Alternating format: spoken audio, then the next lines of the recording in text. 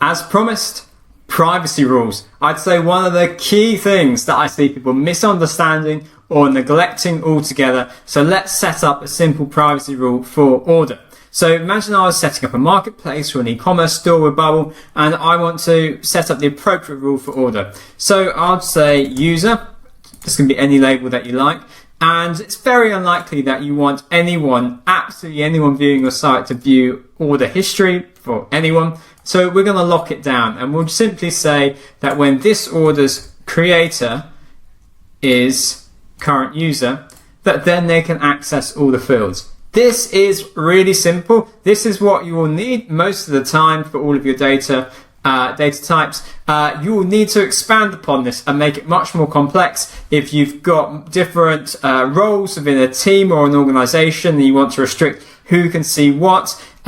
This will work fine if the user creates it, but what if you're creating a dashboard for your sales manager or your operations manager for your shop? Well, you'll need to create a rule for that person. So you would add in a rule, and we would say shop manager.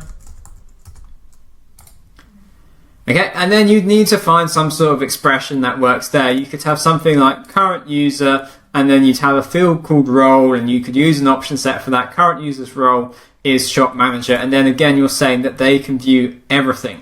But this is what you'll need to get started, and it's the simplest one. I use it a lot. You simply say this data type's creator is current user.